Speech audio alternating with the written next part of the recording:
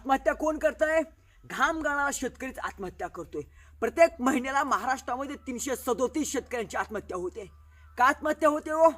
हौस आहे का शेतकरी बापाला गळफास घेऊन मरायची? त्याच्या पिकाला जर तुम्ही भाव दिला तर शेतकऱ्यावर कर्जच होणार नाही ना.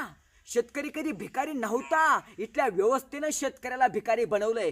तुम्ही जर शेतकऱ्यांच्या पिकाला योग्य हमी भाव दिला, तुम्ही जर शेतकऱ्यांचा विचार केला तर शेतकऱ्याला कधी झाडाला गळफास घेऊन मारायची वेळ येणार नाही. शेतकऱ्याला मारायला भाग हे तुम्ही पाडताय.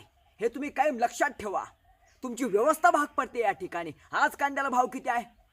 कांद्याच्या लागवडीपासून, त्याच्या खुरपणीपासून, त्याच्या फवारणीपासून, त्याच्या खतापासून तो कांदा मार्केटमध्ये घेऊन जाईपर्यंत जो काही येणारा खर्च आहे तो खर्च सुद्धा सध्याच्या भावानुसार शेतकऱ्याचा निघत नाहीये. 20 रुपये किलो, 25 रुपये किलो, 30 रुपये किलो हा काय शेतकऱ्याच्या कांद्याला भाव आहे का? म्हणजे तुमच्या सोन्या चांदीचे भाव प्रत्येक वर्षी वाढणार.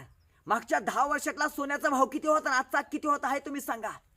पण मागच्या 10 वर्षामध्ये कांद्याला जो भाव होता त्याच्या शेतकरी बापाच्या कांद्याला आज तोच भाव आहे.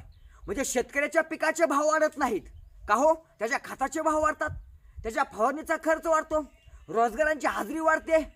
ह्या सगळ्या गोष्टींचे भाव वाढत जातात ना. मग त्यानं जे उत्पन्न कमवले त्याच्या पिकाला भाव काय येत नाही? सोन्या चांदीचे भाव वाढतात, पेट्रोल डिझेलचे भाव वाढतात,